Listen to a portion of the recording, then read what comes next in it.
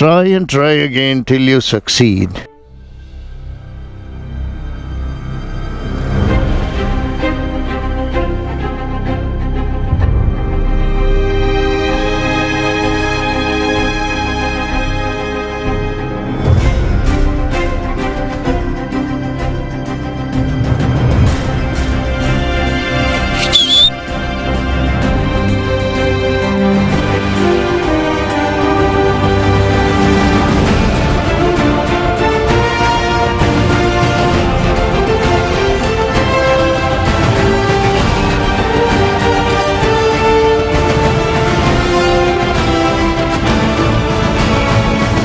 Freezing cold.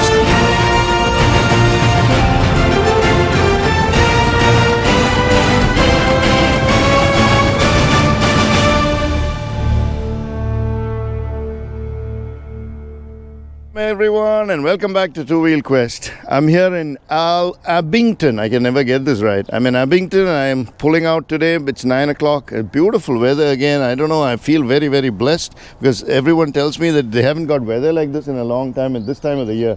I'm looking forward to it. Let me take you through where I'm going today. Here we are. This is Glasgow. We are somewhere south of Glasgow, about 10 miles. We're going down towards Carlisle, and then we're going to go and take a look at Hadrians Wall. So that's around down south, and then here. This is called, this is the wall. This somewhere here is where they built the wall in 122 AD, Emperor Hadrian, and this is 73 miles from coast to coast. So I'm going to hit it somewhere here, and then today we are going to come up to Keswick, yes, that's the national park, the Lake District National Park. We're going to lay up there and take a loop within the national park. That's a plan, and while I'm here, standing out here, I met Paul, and Paul is also headed the same way.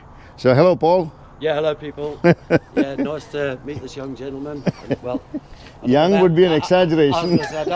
I don't think we're young as we want to be nowadays, but yeah, I myself is also heading down towards Hadrian's Wall to go along the wall, have a look at it today. So blessed with the weather, and wish this gentleman and his journeys, and we'll be following him myself. Thank you, Paul. And it's great to meet people around when you're on the road, because you find that you have a lot in common with everyone out here.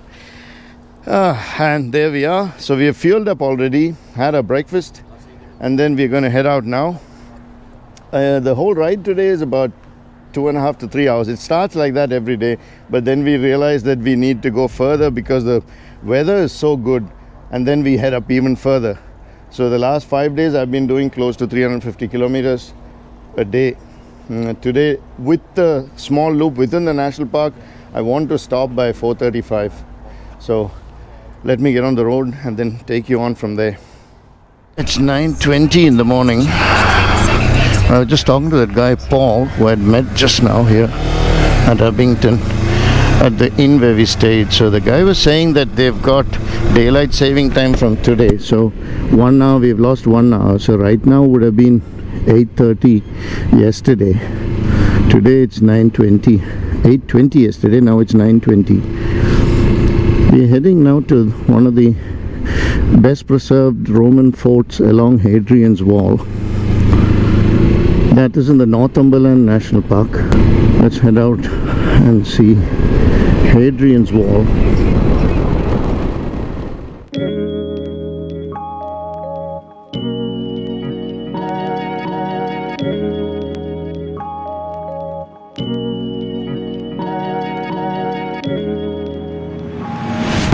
It's 7 degrees right now, and the forecast for today is 14 degrees maximum. Yesterday was very unseasonably warm, especially in the afternoon, which is a good thing, which is actually not a problem. On our way now, we'll pass through Lockerbie. Lockerbie is a small Scottish town which was put on the put on the news for a mid-air explosion of an aircraft, a Pan Am jet flying from the UK to the US in the 80s. And eventually a Libyan man was convicted and jailed in Scotland for the crime. Apparently he had put a bomb on board at the airport, and then it blew up in midair. It was triggered with a timer, and all 260 people or so on board were instantly killed, and the debris also killed 11 or 14 people on the ground.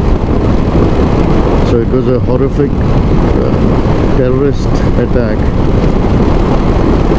So I'll see if there is a memorial for the victims or in Lockerbie, and pay my respects on my way.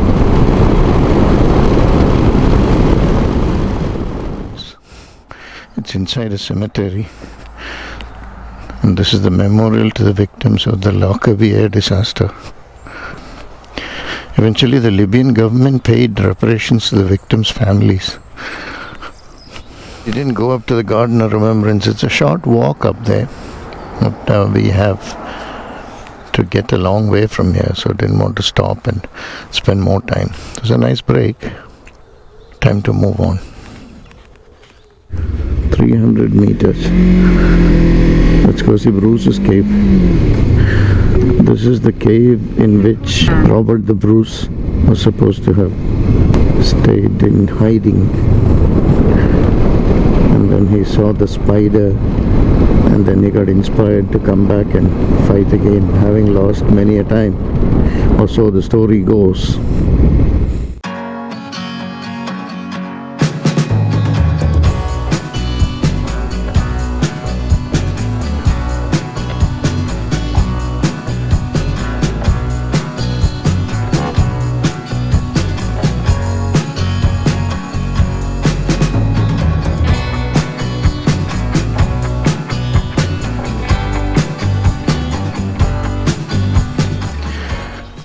The story of Robert the Bruce and the Spider was created by Sir Walter Scott in the 1820s, and was based on the fact that Bruce was a fugitive from 1306 to 1307.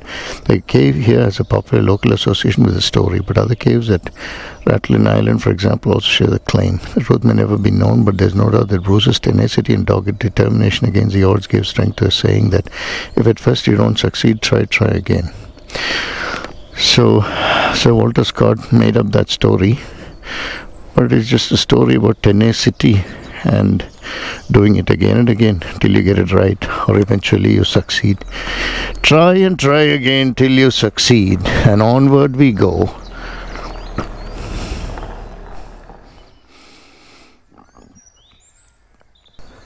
A lot of caravans and permanent structures also scattered around. Look at that little cave. It's a cute one. Maybe for one person.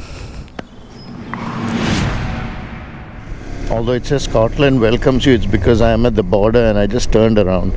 So I'm leaving Scotland. There's nothing that says Scotland says bye-bye. But there is an England welcomes you sign. So let me take a picture from here and move on to England welcomes you.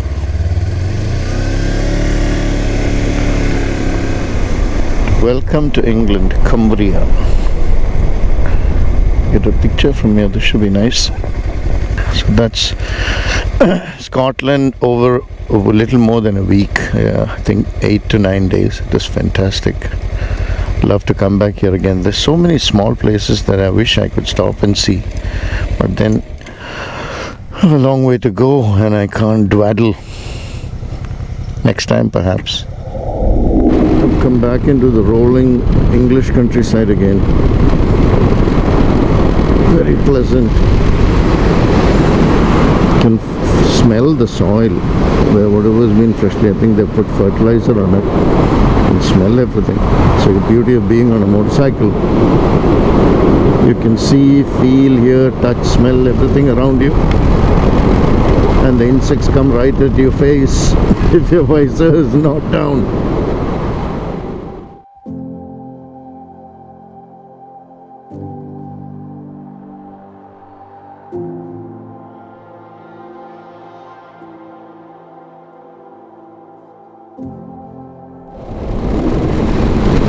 We're back in Northumberland. We passed through this on our way up, and then we had stopped at a place called Kilderwater. So where we're going now is actually quite close to Kilderwater. we wanted to, we could have stopped here on the way up. But I thought we'll catch Hadrians Wall on the way back rather than on the way up. It's just another 10 minutes from here. You can already see road signs pointing towards that. Riding today has been excellent. Good weather, I'm feeling nice and comfortable, not cold at all.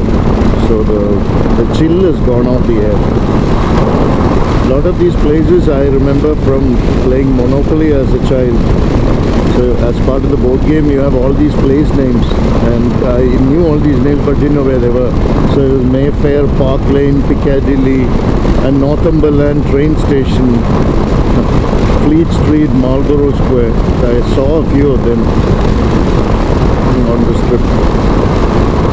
So it's also as though you know these places because you're so familiar with them when you're young. Newcastle, Hadrians Wall, there it is.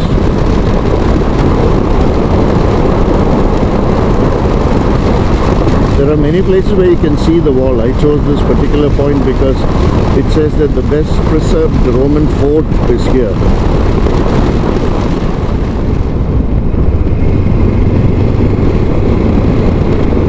Let's see what it says here. Roman Army Museum, Hadrians Wall Tourist Trail, Hosteds, 9 miles. That's where I'm headed. Hosteds.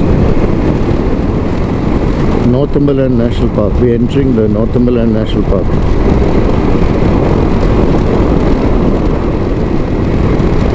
The Roman Army Museum, Edge of Empire, award-winning 3D film. And imagine what it must have been during Roman days, 2000 years ago. Some of these roads were built by the Romans. Here is Hosted's Roman fort.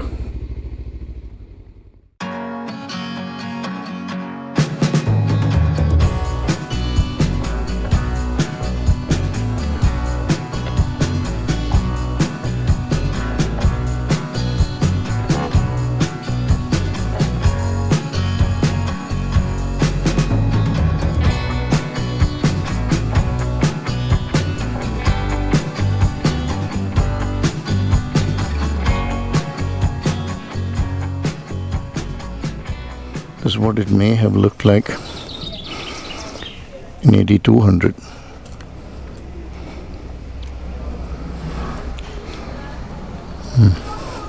Barrack Roads Granaries, Commanding Officer's House, Latrine, Headquarters. And that is the wall. You can actually walk right along the wall. There's a walking path. Hello. How are you? How far is the walk up there? Because with all the gear, it's not very easy. About half a mile or so Is to the fort and the museum. Okay. Yeah. The tickets are from here. If you're a member of English Heritage or National Trust, you get in free if you have your card. Yeah. If not, you can just pay at the museum. When you go up there. Yes. Yeah. Okay. So how tall was the wall in its heyday? Well, it varies, so they can't really. They're guessing really because they're basing it on the foundations. Yeah. And obviously on some parts of the wall it was just a sheer drop, so they didn't need to go high. Okay. So at its tallest, about 6 meters or so. Give or take. Give or take. Did it work? Sorry? Did it work? I mean, did it keep the Scots out? For the most part, yes. And then Antoninus went a little bit further north. By that time, the campaign was sort of crumbling, and his stronghold didn't last as long with the Antonine Wall. But yeah. But then the whole Roman occupation or the Roman occupation of Britain lasted about 300 years? Something like that. So, yeah. All right then. Thank you. Thanks now. You're part of the National Trust. You work for them? Yes. Okay. Yes. Yeah. It's a joint site, you see, so it's National Trust and English Heritage here. Okay. That's because National Trust own the land, but English Heritage run the fort and the museum. Right. And these are the different tourist sites that you. So this side's all our site. That's all National Trust, and this side's English Heritage. Ah, right. Yeah, Okay. So it's quite good. It gives you an idea of either what's near where you live, or if you're going somewhere specific, who covers what. Right. And if you remember, all these are free to visit. Yeah. How much is membership a year? That varies. Because if you join at this site, you actually get 3 months free if you pay by annual direct debit. Okay. The National Trust. Okay. That's because English Heritage have a similar offer here, and because we're a joint site, we match it. But is this only for people from the UK? Or if you're a foreigner, you can do this? I'm fairly sure it's just from the UK, as far as I'm aware. Okay, well, I'm not from the UK, so perhaps this is not for me. Right, yeah. Thank you very much. Okay, Yeah. thanks. Thank you. Bye-bye. Murder house. So we'll walk up there and see what's next. Can't see the wall from here, but you can see a lot of people walking along the wall's that way. You can see people walking along that way. It's not very high. It's about 2 meters, 3 meters in most places. The lady was saying that it's about 6 to 8 meters in most of the locations from east to west. It's a half a mile walk. It's about 800, almost a kilometer. I think if I had gotten my bike here, I could have ridden it up. But that, they'll put me behind bars. It's a great day, but with all the weight I'm carrying, it's not very easy. I'm going to stand here and take in Hadrians Wall from a distance, because I don't think I want to climb up all the way with all the gear I'm wearing. That's the fort. This way is west and that is east.